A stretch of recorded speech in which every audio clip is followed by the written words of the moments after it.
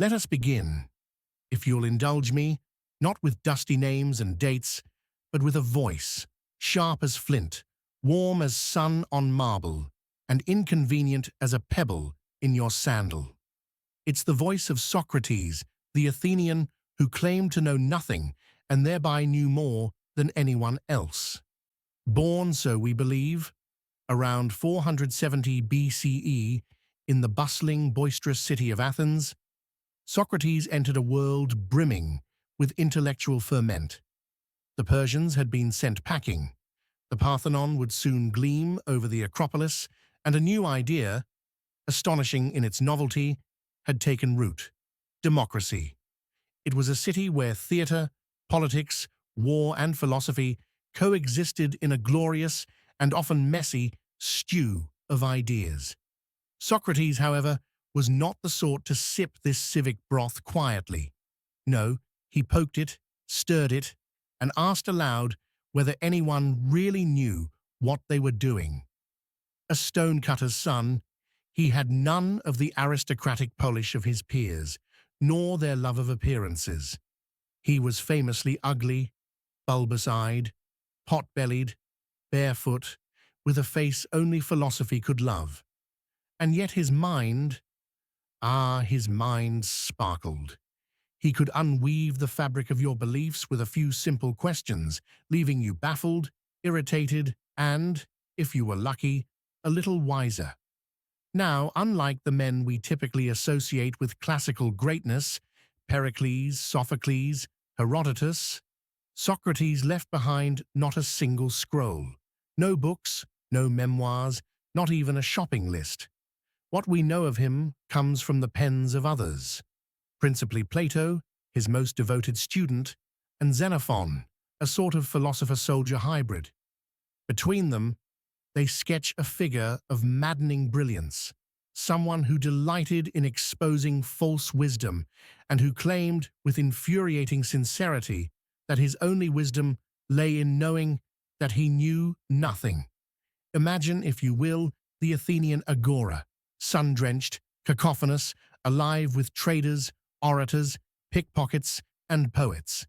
There, in the midst of it all, would be Socrates, collaring some luckless statesman or swaggering youth and calmly asking, "You say justice is X.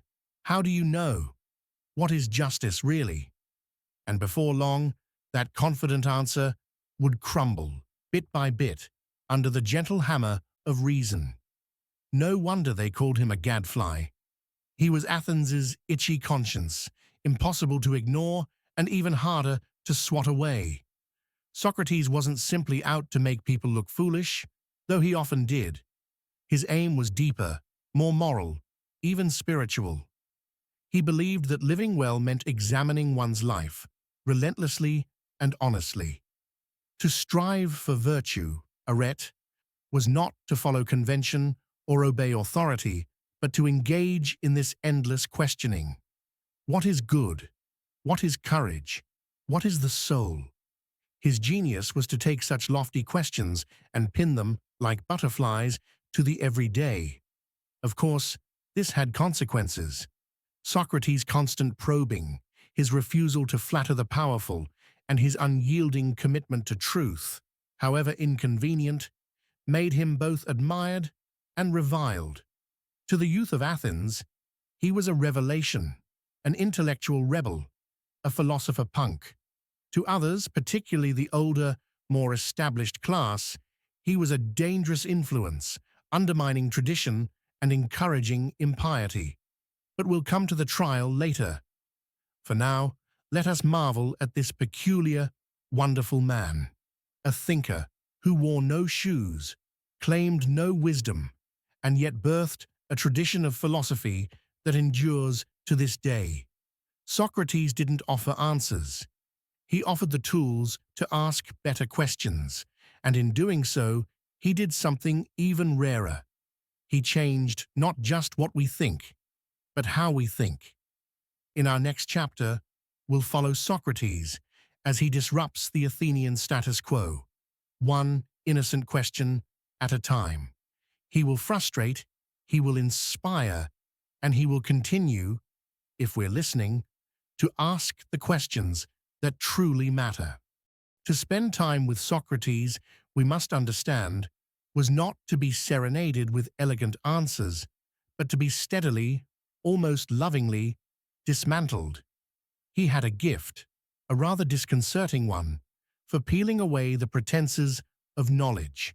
And while he claimed, with maddening humility, to be ignorant of all things, he left most of Athens feeling that they, perhaps, knew even less. Let us linger for a moment in the agora again, that chattering, fragrant heart of Athenian life. Stallholders hawking olives, politicians making speeches, playwrights arguing about line breaks. And there, beneath the colonnades, stands Socrates, not with scrolls or servants, not clad in finery or perfume, but with his curious expression and that voice, gentle, probing, relentless. He was the master of the elenchus, or what we now call the Socratic method. It sounds friendly. Let's have a chat. But it was more akin to philosophical jiu-jitsu. Socrates would begin innocently enough, asking someone what, say, courage is. The answer would come, courage is standing your ground in battle, or something equally valiant sounding. And then the slow, surgical slicing would begin. Ah, Socrates would reply, but what if one stands one's ground out of ignorance or foolishness? Is that still courage, or is it recklessness?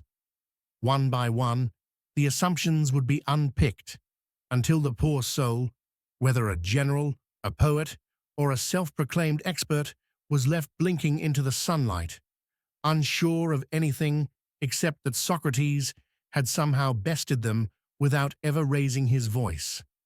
Now, Socrates himself didn't write treatises or deliver lectures from behind a stone dais. He wandered, questioned, listened, and drew out the contradictions of others.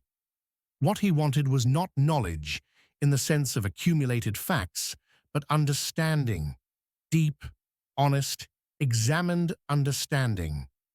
And that meant confronting one's own ignorance, especially when it was inconvenient. This, of course, was more than a party trick. Socrates was not simply Athens's resident intellectual prankster. He was after something truly radical, a life of moral clarity. His philosophy wasn't abstract. It was embodied, lived, practiced like a craft.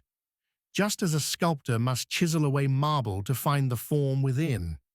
Socrates believed that the soul must be shaped through dialogue, reflection, and yes, discomfort. And it was uncomfortable. Imagine being told, not cruelly, but plainly, that the values you inherited, the gods you worshipped, the ambitions you pursued, might all rest on unexamined foundations. For many Athenians, this wasn't enlightenment, it was impertinence. Worse, it was dangerous. Socrates was stirring up the youth, they said, undermining tradition, mocking the gods. To complicate matters further, Socrates had a particular knack for attracting clever young men, the sort with sharp minds, sharper tongues, and more than a little impatience with authority. Among these were Plato, who would later become his literary heir, and Alcibiades, the dazzling, reckless politician who caused no end of trouble for Athens and, by extension, for Socrates' reputation. Now let's not paint Socrates as some misunderstood saint. He could be exasperating. He rarely offered positive definitions or straightforward solutions. He left people tangled in knots and offered no scissors. But to those who truly listened, he offered something greater, a way to think that was rooted in virtue, not vanity. He urged Athenians, and by extension all of us, to turn inward, to ask not just what is true, but what is good, not just how to win arguments, but how to become better humans. He asked us to examine our beliefs, not out of cynicism, but out of love, for truth, for justice, for the soul itself. And yet, As we shall see in the next part of our journey, that love would not protect him from the rising tide of resentment. Athens was a city on edge, bruised by war, anxious about its future, and Socrates, with his disarming honesty and refusal to flatter, was becoming a liability. His method, his mission, his maddening questions, all of it was about to come to a head. The trial loomed, but before we reach the hemlock cup, let us linger once more on the extraordinary fact that one man, with no office, no army, and no books, could challenge a civilization merely by asking it to look itself in the mirror. History is often unkind to those who speak too clearly in a world that prefers comfortable lies. And so we come to the most dramatic chapter in the life of Socrates, not a tale of conquest or romance, but a trial, a courtroom, a city struggling with its own conscience. And at the center of it all, one barefoot man asking difficult questions. It is 399 BCE. Athens, once the radiant jewel of the Greek world, is a city wounded. The Peloponnesian War has left its economy fractured, its democracy shaken, and its people both humiliated and afraid. The mood has soured. Suspicion hangs in the air like incense at a funeral. And in this climate of fear and fatigue, Socrates, gadfly, dissenter, and to some, corrupter of youth, is dragged before the court. The charges, as recorded by Plato and Xenophon, are simultaneously specific and vague: impiety, refusing to acknowledge the gods of the city, and corrupting the young. Now, if that sounds like the sort of accusation that could be flung at any freethinker, you'd be right. It was as much about the tone of the man as the content of his speech. He unsettled people, and in uncertain times, that can be fatal. Socrates was no stranger to danger, but he might have avoided this one. He could have fled. He could have pleaded for mercy. He could, as so many did, have simply apologized and promised to behave. But no. True to form, he stood in the dock, and rather than offer remorse, he offered a defense so bold it sounded almost like a provocation. In Plato's Apology, which preserves Socrates' speech, though doubtless with a touch of dramatic license, we hear not a man cowed by the state, but a man who believes utterly in his mission. He tells the court that he is, in effect, a gift from the gods, a gadfly sent to stir the sluggish horse of Athenian democracy. He likens himself to a divine irritant, a necessary pest. Not the most diplomatic metaphor, but then Socrates was never one for political polish. He does not flatter the jury. He does not grovel. Instead, he speaks of the examined life, of the importance of virtue over reputation, of truth over popularity. He makes it clear that he will not stop doing what he's doing, even if they acquit him, because to cease questioning would be to betray the very essence of the soul. You can imagine how that went down. In a close vote, remarkably close considering the stakes, Socrates is found guilty. By a slightly wider margin, he is sentenced to death. Even here, in the final moments of the trial, he remains defiant. When asked what penalty he would suggest instead of execution, he cheekily proposes that he be given free meals for life, like an Olympic hero. The court is not amused. But this is not the tragic fall of a proud man undone by hubris. No.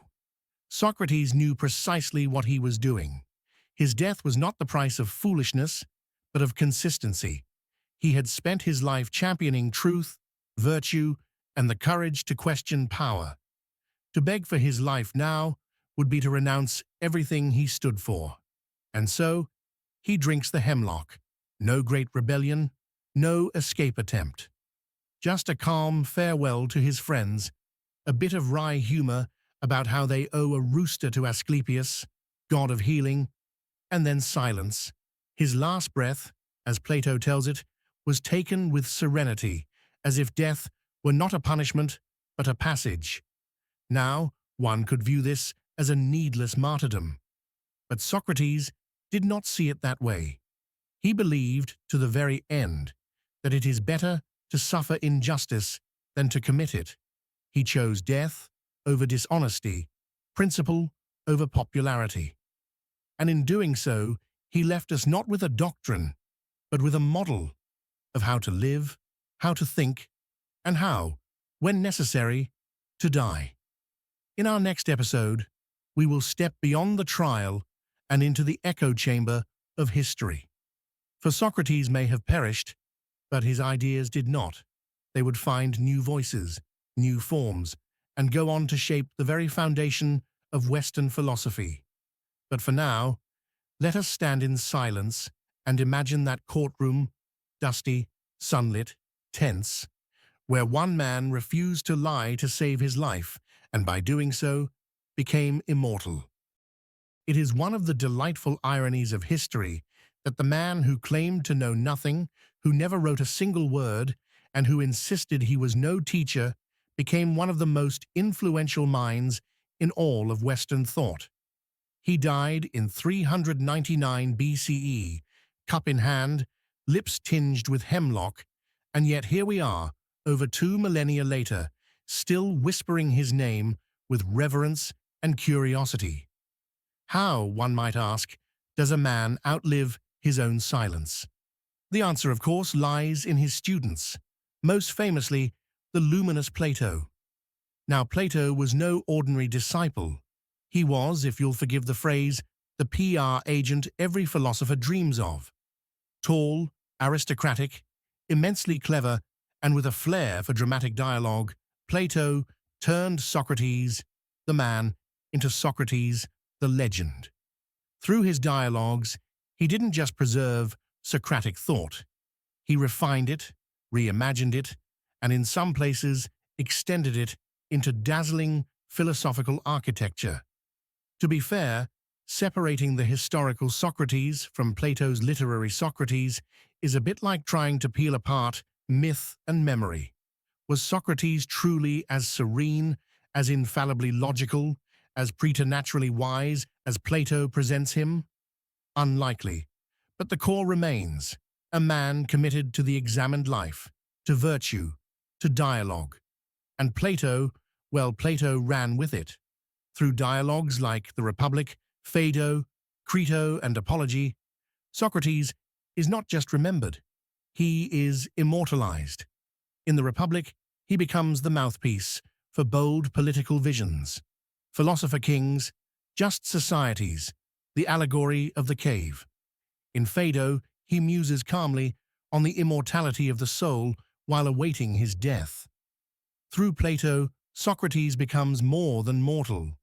He becomes a philosophical archetype. But not everyone agreed with Plato's portrayal. Xenophon, a soldier with a more no-nonsense temperament, also wrote about Socrates. His Socrates is less cosmic, more practical, concerned with friendship, fitness, and sensible living.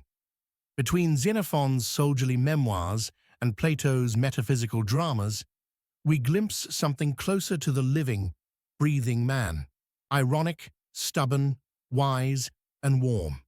What both accounts agree on, though, is this: Socrates changed everything. He shifted the focus of philosophy away from the heavens and toward the soul. Pre-Socratic thinkers had busied themselves with the stuff of the cosmos: air, water, fire, numbers, being itself. Socrates redirected the spotlight onto the moral self. He asked not, "What is the universe made of?" but, "What should we do? How should we live?" And it caught on. Plato's student Aristotle would carry the torch further still, founding logic as a discipline and laying the groundwork for natural science. Centuries later, the Stoics would take up Socrates' call for inner virtue and self-mastery. Christian theologians would see in him a pagan martyr for truth. Enlightenment thinkers would invoke his name as the patron saint of reason. Even Nietzsche, That wild-eyed anti-Platonist could not help but wrestle with Socrates, alternately scorning and admiring him. He became, in short, the reference point, the one you had to grapple with if you were serious about thinking clearly and living justly. And yet, for all the dizzying heights of abstraction he inspired, Socrates remains refreshingly human. He didn't proclaim truth from mountaintops. He didn't pretend to have all the answers. He simply walked the streets, talked to people, and asked them to think a little harder, to examine their lives, to be honest with themselves, to prefer truth over flattery and virtue over comfort. This, I think, is why his legacy endures. He wasn't just a philosopher, he was a mirror. And through him, people began to see themselves more clearly, even when they didn't particularly like what they saw.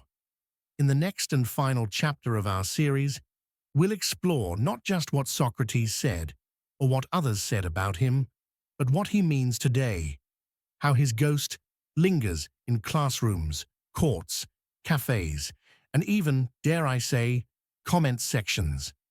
For though he drank the hemlock, his questions remain delightfully, stubbornly alive. It is a curious thing, is it not, that in our world, cluttered with gadgets, glowing with screens, saturated with information, the figure of an old, barefoot Athenian still haunts us. No tweets, no followers, no TED Talks. And yet there he is, Socrates, shuffling among us like a ghost with a raised eyebrow, always asking, but is that really true? Why does he endure? Perhaps because he reminds us that thoughtfulness is not a luxury, but a necessity. Socrates didn't found a school, didn't codify a system, didn't offer a grand theory to explain it all. Instead, he gave us something far more subversive, the license to doubt, not in the cheap, cynical sense, but in the deep, demanding sense, a doubt that cares so much about truth, it refuses to accept imposters. You see, Socrates understood something we're only just beginning to grasp again, that a society cannot be healthy unless its citizens know how to think, not what to think, mind you, how.